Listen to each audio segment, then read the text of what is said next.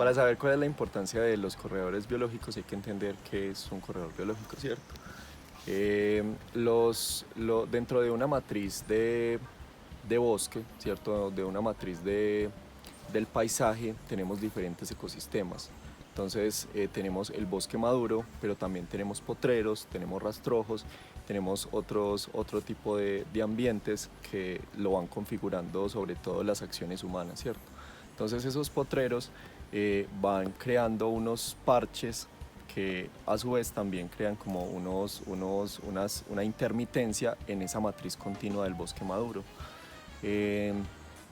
Esos parches muchas veces y para muchas especies implican una barrera biológica, ¿cierto?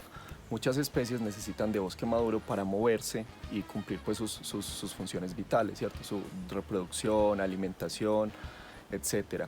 Entonces esos parches de potrero, de rastrojo, incluso también muchas plantaciones forestales implican una barrera que impide que la fauna se pueda mover libremente por esos parches. En ese sentido, los corredores biológicos en una matriz del paisaje son esos parches de bosque que permiten esa movilidad de la fauna de un lugar a otro para que puedan cumplir sus funciones de reproducirse, de buscar pareja, de alimentarse, de forrajear, etc. ¿Cierto? ¿Cuál es la importancia? Debido a que en este momento, en la actualidad, nosotros tenemos pues un paisaje muy deforestado, sobre todo en el oriente antioqueño, tenemos un paisaje supremamente deforestado. Esos corredores biológicos cumplen una función fundamental para que esa fauna que está remanente, que todavía está ahí sobreviviendo, pueda moverse libremente de un parche de bosque al otro. Es importante entender que en los bosques no solo son importantes los árboles, siendo una de las cosas más importantes, sino que también tenemos que pensar en lo que no vemos, en lo que para nosotros es invisible, por decirlo de alguna manera. Y tenemos que sumergirnos al suelo y a lo que hay dentro de él. Y uno de esos organismos que son muy importantes en el sostenimiento de los ecosistemas son los hongos. Tenemos que entender que la mayoría de los hongos son microscópicos. De hecho, solo algunos pueden fructificar y son los que vemos habitualmente cuando vamos de caminata o incluso en las ciudades. Los hongos juegan un papel muy importante en los bosques, ya que son los principales descomponedores de la materia orgánica.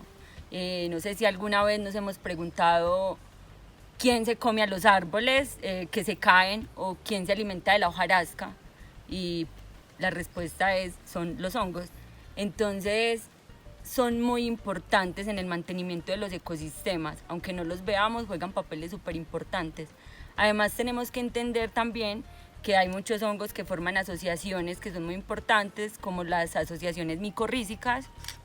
Hay varias especies de micorrizas, varios grupos de micorrizas también, están las ectomicorrizas, las endomicorrizas, las ectendomicorrizas y muchas otras más, que hacen posible que muchas plantas prosperen y puedan germinar sus semillas, como es el caso de las orquídeas, que son unas plantas muy importantes que no podrían prosperar o vivir si no es por la presencia de ciertos hongos.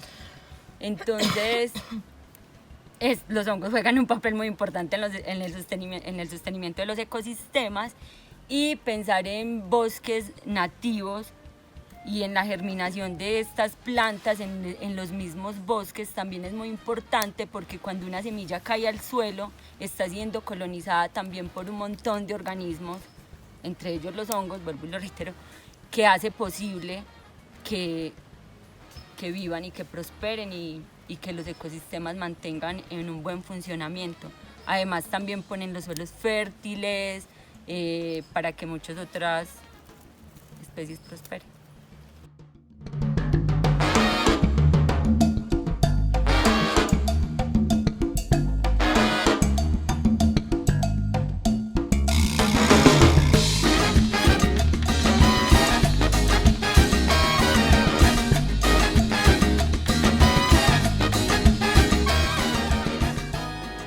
Así de manera muy general, podemos empezar diciendo que las plantas nativas y el bosque nativo son muy importantes para las aves, que es mi grupo de interés, porque son su hogar y además de eso ofrecen muchos más servicios para las aves, alimentación, lugares de cortejo, de anidación, herramientas para la construcción de nidos. Y así del mismo modo las aves también cumplen ciertas funciones para las plantas, como lo son la dispersión de semillas, el proceso de polinización y el control de insectos.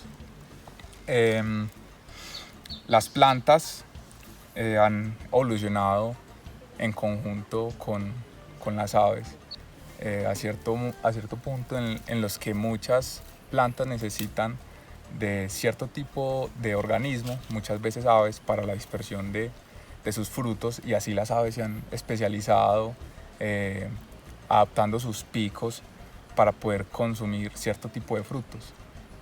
Así también como en el proceso de polinización. Hay muchas especies que son polinizadas por cierto tipo de colibrí o de otra especie de ave, y eso conlleva que se requiere que exista la planta para que subsista el polinizador y viceversa. Otras de las interacciones que hay con las especies nativas y con los bosques es que las plantas sirven como lugar de anidación, que es uno de los procesos más importantes de las especies, poder reproducirse. Las plantas brindan materiales de construcción como hojas, ramas, también el mismo árbol o la planta puede servir como lugar donde el ave ubique su nido, o precisamente el mismo árbol, un tronco seco, puede servir de nido para carpinteros. Entonces sí, las interacciones entre plantas y aves son por montones, llevan mucho tiempo evolucionando en conjunto. Por eso se hace muy importante conservar los bosques, porque si se conservan los bosques, podemos asegurar que conservamos las aves.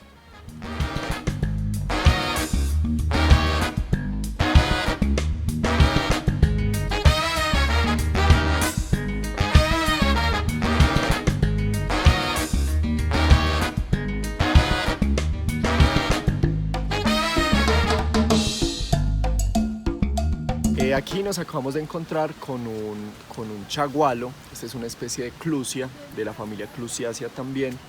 Y esta familia es muy interesante, esta especie en particular, porque la dehiscencia, aquí tenemos los frutos, ¿cierto? Estos todavía son frutos inmaduros, y los frutos hacen dehiscencia. La dehiscencia es el proceso de apertura de los frutos. Esta dehiscencia se da de esta manera, como en forma de estrella, y adentro los frutos tienen las semillas, ¿cierto? Entonces lo que vemos aquí en color naranjado son varias semillas, un grupo de más o menos 3 o 4 semillas que están envueltas en un arilo, ¿cierto? El arilo, que es una capita, esa capita tiene azúcares. Es muy interesante porque el color atrae las aves.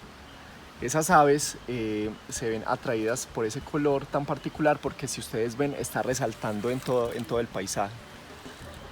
Las aves se alimentan de ese arilo que tiene carbohidratos, que tiene azúcares, y después digieren las semillas y defecan la semilla. La semilla eventualmente va a caer en el suelo, va a germinar y va a producir un árbol nuevo, ¿cierto? Un individuo nuevo. Entonces es muy importante porque esta especie en particular es muy utilizada en la restauración ecológica. ¿Por qué? Porque también está muy adaptada a zonas de potrero, a zonas de bordes de camino, donde la humedad no es tan alta, donde la luminosidad es bastante alta, ¿cierto? La temperatura. Entonces es muy importante porque este árbol ofrece un servicio muy importante a las aves. Atrae muchas aves y también es muy importante para la restauración.